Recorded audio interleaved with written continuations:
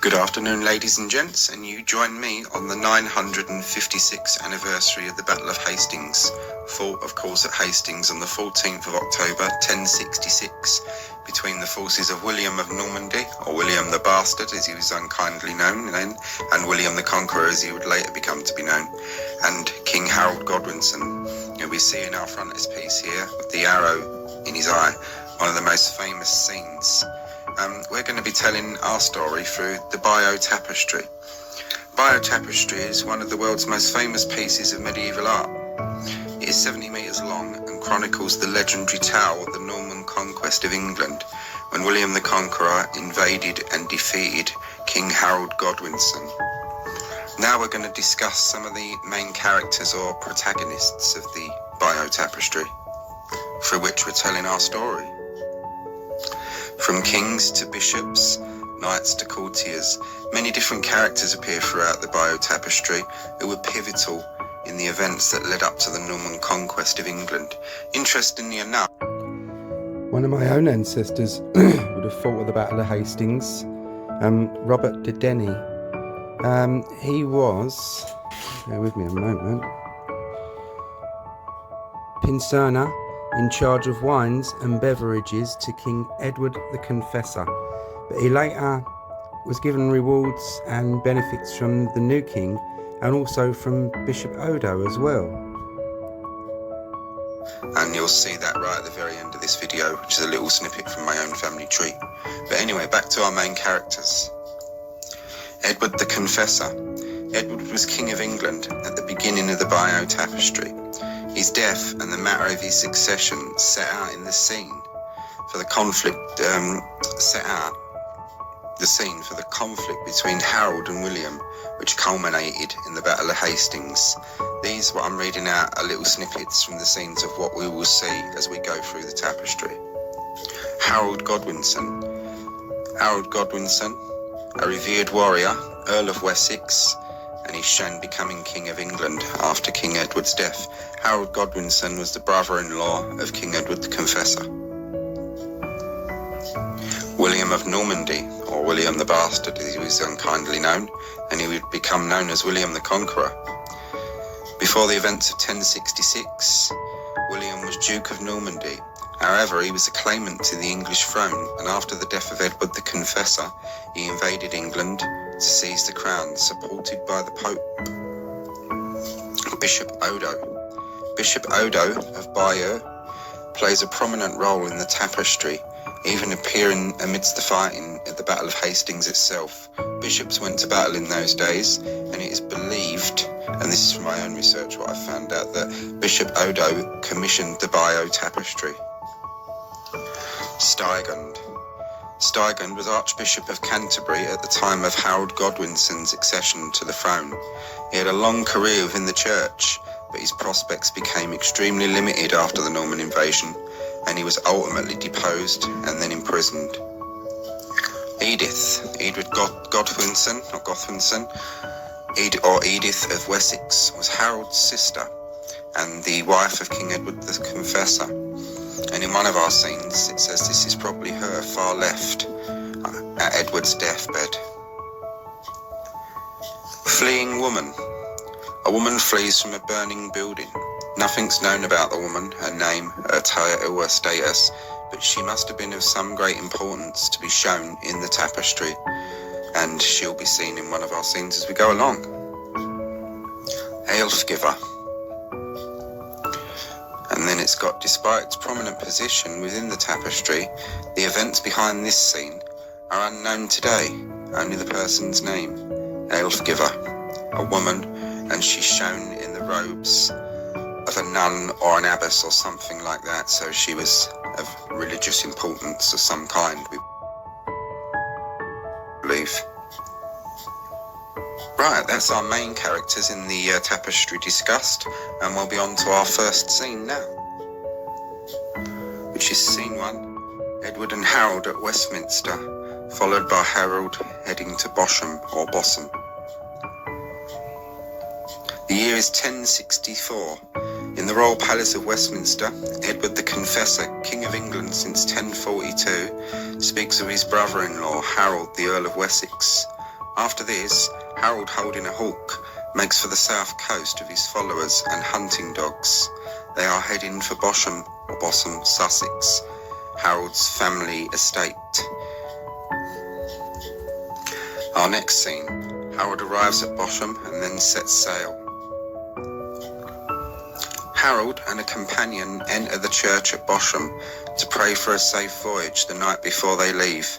A feast is held in one of Harold's many houses, in this case his manor house at Bosham. Finally, Harold boards his ship and sets sail. You can see that he's still carrying his hawk. Hawks were a sign of great status in those days, and only those of royal blood were allowed to hunt with them, touch with them, or the most noble of people, like earls and those of royal blood and things like that. So this is why he's shown with a hawk. In this scene, Harold lands at Ponthieu and is captured by Count Guy. Harold's ship sets sail across the channel. From the mast of the boat, you can see a lookout spying land. It is Ponthieu, the north of Normandy, a territory belonging to the fierce Count Guy. In this scene, Harold is shown twice. At the left, he stands on the ship, ready to land. On the right, he is shown disembarking from the ship and being immediately seized by Count Guy's soldiers, whilst Count Guy directs operations from horseback. Our next scene, Harold and Guy head for Bayeux. Despite being Count Guy's prisoner, Harold is treated with respect. He rides in front, still carrying his hawk, towards Bayeux, Guy's capital town. Guy sits on his throne and speaks with Harold. Our next scenes, the arrival of the messengers from William. The next three segments of the tapestry depicted in this scene continue the story in reverse order, from right to left. The scene begins with two messengers arriving at Count Guy's court. They have been sent from Guy's overlord, Duke William of Normandy, demanding Harold's release. 2-year-old may be very short figure, or one or two of the messengers. On the right, the messengers ride furiously to bring William's message to Guy, their hair flying in the wind. Our next scene here, Guy takes William to Harold. This is really the first of three scenes. News is brought to William that Guy has seized Harold. Guy obeys William's orders and takes Harold to meet him. Guy points to Harold, both men carrying their hawks, which, as I've said before, is a sign of status. Our next scene, William and Harold arrive at Rouen with a mysterious scene to the right. William and Harold ride with soldiers to William's palace at Rouen, and now William has the hawk. William sits while Harold talks to him. The mysterious incident between a woman named Elfgiver and a priest on the far right seems to have nothing to do with the main story, but it may have been well known in the 11th century. It might refer to a sexual scandal. The man in the lower border is naked in the original tapestry, but he has been provided with shorts by Victorian embroiderers who made the later copy that we're seeing now. Out of modesty, the Victorians did not like nakedness, so it was a little bit of embroidery, and we'll cover that one up. In this scene, Harold and William fight Duke Conan of Brittany. Harold accompanies William and the Norman soldiers as they set off to fight Duke Conan of Brittany. They pass Mont Saint-Michel, which is on the border between Normandy and Brittany. To get to Brittany, they have to cross the river. They hold their shields above their heads to keep them out of the water. Some soldiers sink into the quicksand, and Harold, known as being a great warrior, rescues them, two at a time. In this scene, the Normans attack the town of Dole. The Norman soldiers attack Dole, and Duke Conan escapes down a rope from the castle. Chasing Conan, the Normans pass Reims, a capital of Brittany. In this scene here, Conan surrenders to William, and William honours King Harold, or Harold as he was then. The Normans catch up with Conan at Denne. During the battle, soldiers on horseback throw lances and others try to set fire to the defences. Conan surrenders. He passes the keys of Denne to William on the point of a lance. As a reward for his services, William honours Harold with a gift of arms. This ceremony would have been seen as making William becoming Harold's overlord, which would have been highly symbolic from the Normans' point of view. Harold makes a solemn oath. William and Harold return to Normandy and reach the town of Bayeux. In what represents the climax of a story so far, Harold swears a solemn oath on holy relics. Was Harold promising to support William? Harold is at last set free and sets sail back to England. Harold returns to Edward. Harold talks to King Edward. The king is shown as frail and ill, although he was in fact perfectly healthy at this time. The king is dead. Edward's funeral. Edward died on the 5th of January 1066. The tapestry reverses the scenes of his death and his burial here. We see his funeral procession to Westminster Abbey, his great new church, although Edward had been too ill to attend its consecration on the 28th of December 1065. In the upper chamber, King Edward is shown in his bed, speaking with his faithful followers, which include both Harold and Queen Edith. Below, Edward is shown dead, with a priest in attendance. Harold is then presented with the crown and axe by two noblemen, symbols of royal authority that will make him King Harold. Harold accepts the offer. Harold is crowned King of England. Harold's crowned King of England on the 6th of January 1066. Edward's funeral was that very same morning. We see that the new king sat on a throne, with nobles to the left and Archbishop Steigan to the right. At the far side, he is cheered on by the masses. On the far right, Halley's Comet appears in the sky. People think an evil omen and grow terrified. News of the comet is brought to Harold.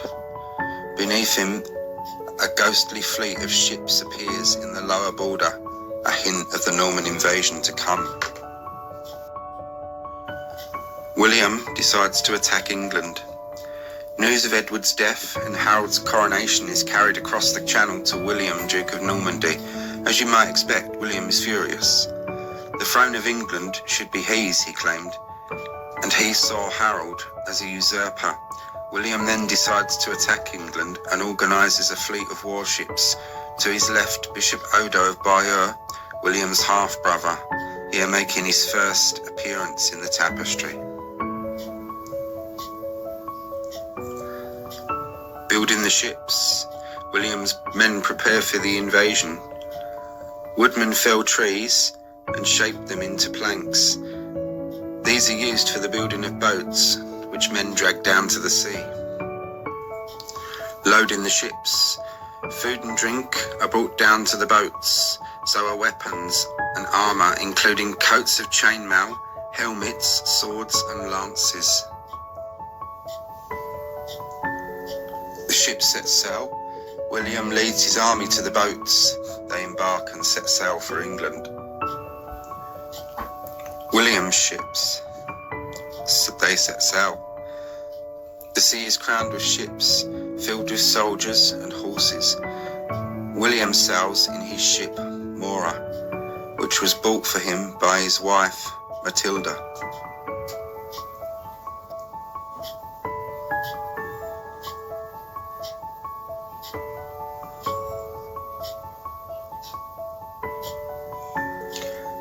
Arrival at Pevensey.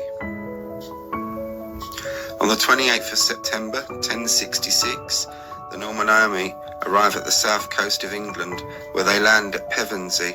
Soldiers ride towards Hastings and gather food, raping and pillaging their way across the land as they did it. William and his men enjoy a feast. A feast is prepared in the open air, chickens on skewers, a stew cooked over an open fire, and food from the outdoor oven. William sits down to a feast with his nobles, and Bishop Odo says grace. Servants load foods onto shields to carry it to the banquet.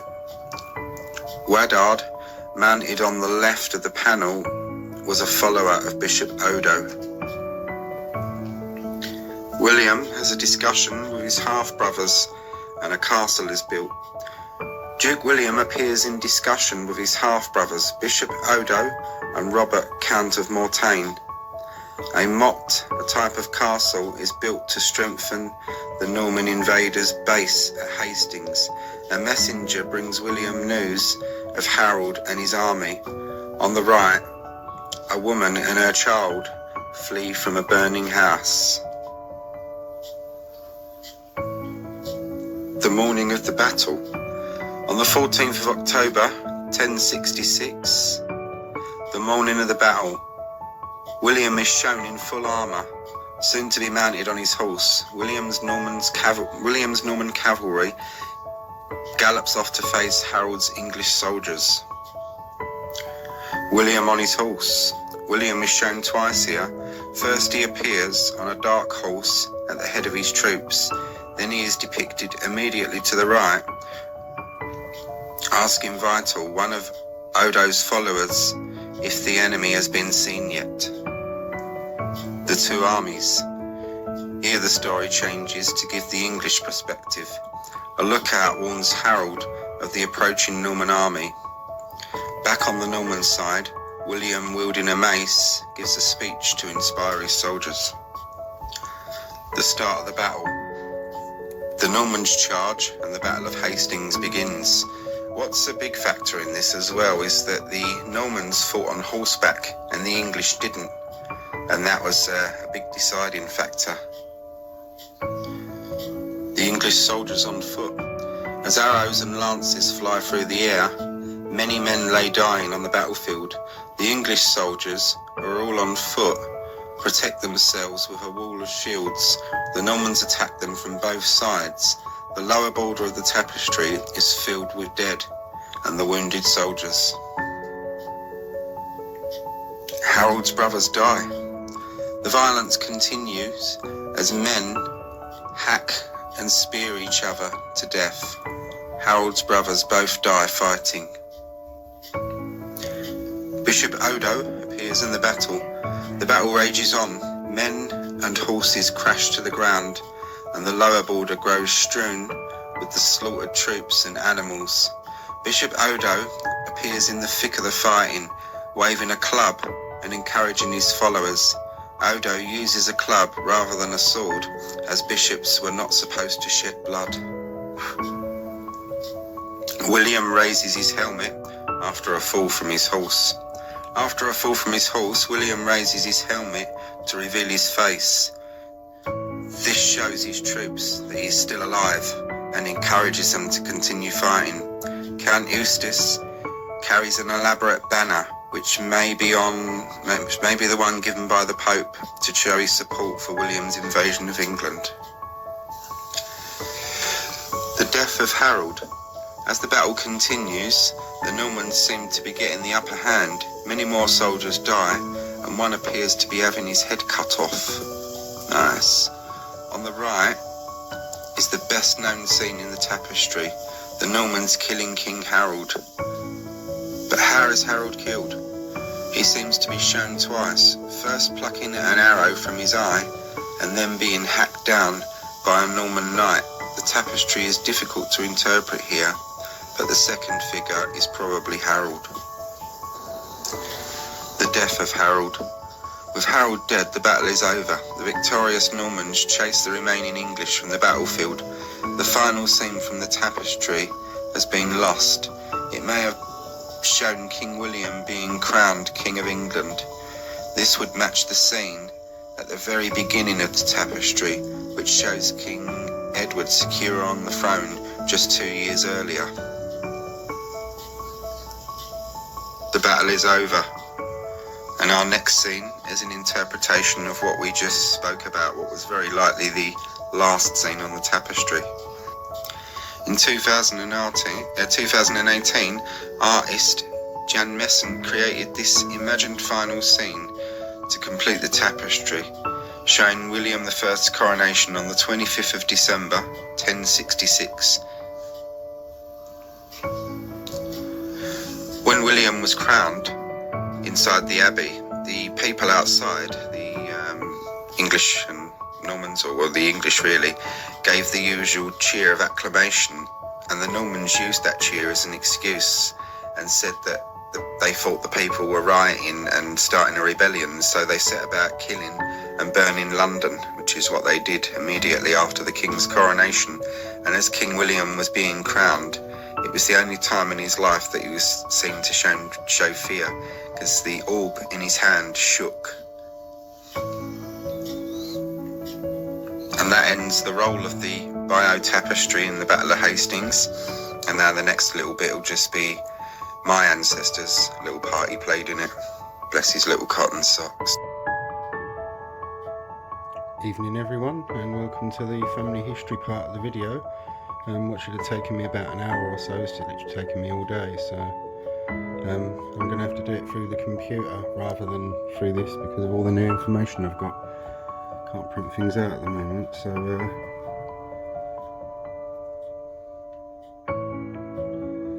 and there we are at Robert de Denny, my 28 times great-grandfather, and he was born in the year 1050 in Sussex in Kent and died in 1088 in Buckhurst in Sussex.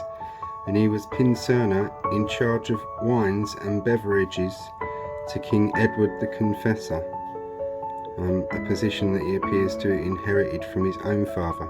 And I joined a new website today, it's a subscription one called jenny.co.uk, which is about family history, and it's all about, a lot of it is about lineages and the coats of arms and things like that. And this is where we were before in my family tree. This is my first ancestor, but through this new site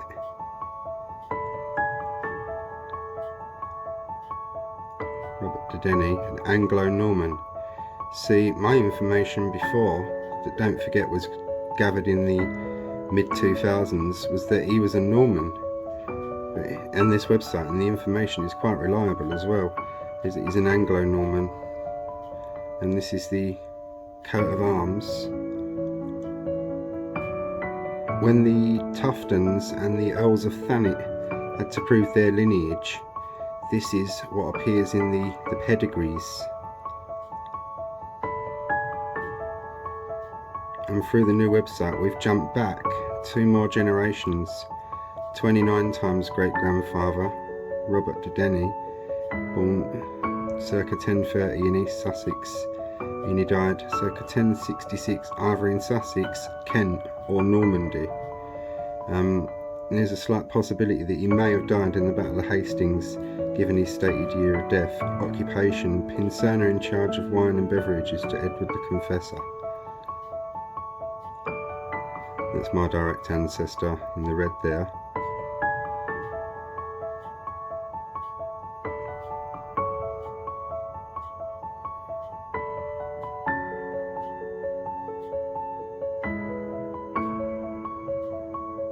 That's the website, jenny.com. It's really good for family history, so I'd give that a try if I were you, if you're into your family history. 30 times great-grandfather, and we've now jumped back to the year 990, Buckhurst in East Sussex. And we don't know the year he died, we don't know the names of the wives, just their names. That's his son, and this is the fact sheet on him and the family coat of arms. This is the one that came off of Jenny, a nice clear one.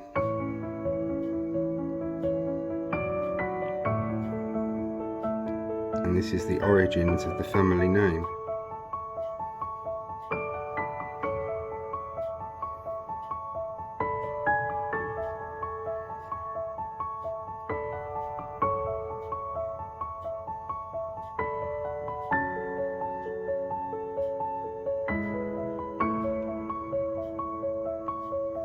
There we are, and that's my ancestors' little roll in 1066 and what they were about. And the interesting thing is, we don't know on whose side they fought, because they had feet in both camps, so to speak, as Anglo-Normans, and they did pretty well after the Norman conquest. So, and it's not recorded on whose side they fought, but they got some nice little rewards after the Norman conquest.